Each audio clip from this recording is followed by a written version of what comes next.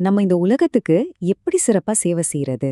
இது காலங்காலமா நம்ம எல்லார் மனசுலயும் இருக்கிற ஒரு ஆன்மீக கேள்வி. இந்த கேள்விக்கான பதில மகா சித்தர் அகத்தியரோட ஞானத்தின் மூலமா இன்னைக்கு நாம தெரிஞ்சுக்க போறோம்.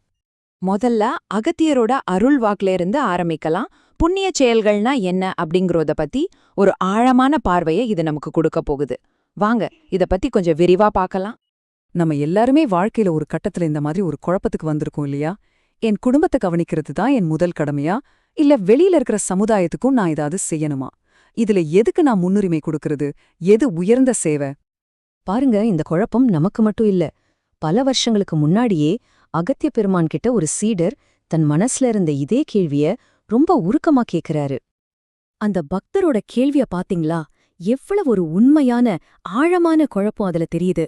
நான் என் குடும்பத்தையும் பாத்துக்கிறேன், கொஞ்சம் தர்மமும் செய்றேன். ஆனா வழி மாறி போனவங்களுக்கு வழிகாட்டுறதுதான் பெரிய புண்ணியம்னு சொல்றாங்களே, இதுல எது சரி? இந்த கேள்விக்கு அகத்தியர் சொன்ன பதில் நம்ம பார்வையே மாத்தப் போகுது. இங்க பாருங்க, அந்த பக்தரோட மனப்போராட்டம் ரெண்டு பாதையா பிரிஞ்சு நிக்குது. ஒரு பக்கம் தான் கடமைகளை செஞ்சு குடும்பத்தை காப்பாத்தணும், இன்னொரு பக்கம் சமூகத்துக்கு தர்மம் செஞ்சு மத்தவங்களுக்கு வழிகாட்டி உதவணும். இந்த ரெண்டுல எதை தேர்ந்தெடுக்கிறதுங்கிறது தான் இங்க பெரிய கேள்வி. இந்த குழப்பத்துக்கான பதில் புண்ணியம்ங்கிற ஒரே ஒரு வார்த்தைக்குள்ளதான் அடங்கியிருக்கு. அப்போ புண்ணியம்னா உண்மையிலேயே என்ன அர்த்தம்? வாங்க பார்க்கலாம். புண்ணியம்னா சும்மா நல்லது செய்யறது மட்டும் கிடையாது. அது நம்ம ஆன்மாவை அடுத்த கட்டத்துக்கு கொண்டு போற ஒரு சக்தி வாய்ந்த செயல். நாம செய்யற ஒவ்வொரு புண்ணியமும் நம்ம கர்ம கணக்குல ஒரு நல்ல முதலீடு மாதிரி. நம்மளோட ஆன்மீக பாதைய அது இன்னும் பிரகாசமாக்கும். அகத்தியர் புண்ணியத்துக்கு பல வடிவங்கள் இருக்குன்னு சொல்றாரு. பசியோட இருக்கிறவங்களுக்கு அன்னதானம் செய்யறது புண்ணியம்தான், கஷ்டப்படுறவங்களுக்கு உதவுறதும் புண்ணியம்தான். ஆனா இது எல்லாத்தையும் விட ஒரு உயர்ந்த புண்ணியம் இருக்குன்னு அவர் ஒரு விஷயத்த சுட்டி காட்டுறார். இப்பதான் நாம இந்த விளக்கத்தோட ரொம்ப முக்கியமான கட்டத்துக்கு வரோம். அகத்தியரிங்க ஒரு ஆச்சரியமான உண்மையை சொல்றாரு. அதாவது எல்லா புண்ணிய செயல்களும் ஒண்ணு கிடையாது, அதுல ஒரு படிநிலை இருக்கு. குடும்பமா சமூகமாங்கிற இந்த சண்டையே தாண்டி ஒரு தெய்வீக பார்வையில இருந்து அகத்தியர் இதுக்கு ஒரு தெளிவான பதில நமக்கு கொடுக்கிறார். இதோ அகத்தியரோட நேரடியான ஆணித்தரமான பதில். வழி தவறியவர்களை நல்வழிப்படுத்துவதே முதல் மற்றும் உயர்ந்த புண்ணியம். அப்படின்னா என்ன அர்த்தம்? ஒருத்தரோட வயிற்று பசிக்கு உணவு கொடுப்பதை விட ஒரு ஆன்மாவோட அறியாமைங்கிற பசிய போக்கி அவங்களுக்கு சரியான பாதைய காட்டுறதுதான் மிக உயர்ந்த சேவை. இது ரொம்ப ஆழமான ஒரு வாக்கியம் இல்லையா? நீங்க எந்த சேவைய செஞ்சாலும் நான் தான் இதை செய்யறேங்கிற அகங்காரத்தோட செய்யாதீங்க.